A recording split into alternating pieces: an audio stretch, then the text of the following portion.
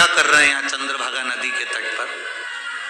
अपन कर क्या रहे हैं? बैठकर हरि विठ्ठल का नाम ले रहे हैं, हर हर महादेव कर रहे हैं, श्री शिवाय नमस्तुभ्यम कर रहे हैं। हरि और हर दोनों की कथा का मेल कर कर शिव महापुराण की कथा को सुन रहे हैं। क्यों?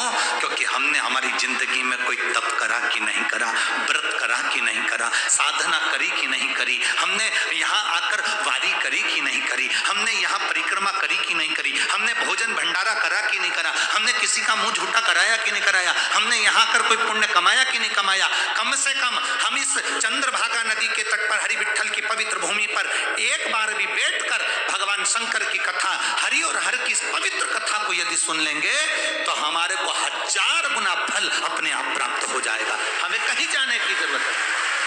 1000 गुना फल केवल इस भूमि के ऊपर, अगर आपका पांव इस जमीन पर भी पड़ गया तो उसका फल प्राप्त हो जाता है।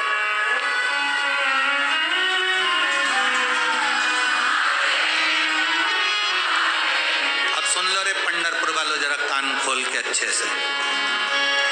आदि कमरिया पे साड़ी आई, अब तुम्हारी बारी। अब तुम अच्छे से सुन भी लेना, जरा ध्यान लगकर। 1000 गुना जब यहाँ पुण्य मिल सकता है तो तुम अगर गलत काम करोगे तो 1000 गुना पाप भी तो मिल सकता है।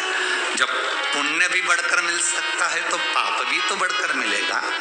इसलिए पंढरीनाथ की इस पवित्र भूमि पर जब तक रहना, पंढरपुर की भूमि पर जब तक रहना, चंद्रभागा के तट पर जब तक रहना, जब तक आप व्यापार करो मना नहीं, आप नौकरी करो मना नहीं, आप सर्विस करो मना नहीं, आप जो कार्य करना है करो मना नहीं, पर इतना जरूर याद रखना, तुम्हारे प्रत्येक कार्य में हरि विठ्ठल का नाम, महादेव का नाम लेते रहना।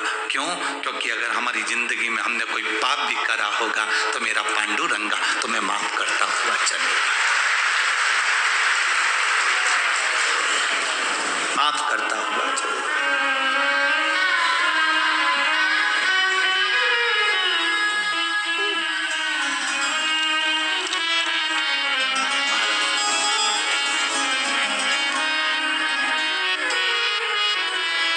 स्मरण करते हुए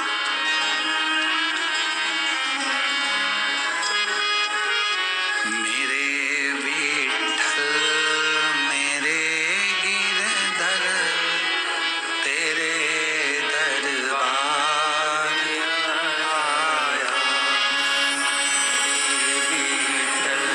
ये भीतर, आपके भीतर भाव जागृत होते हुए उस परमात्मा से अपने हृदय से कहते हैं,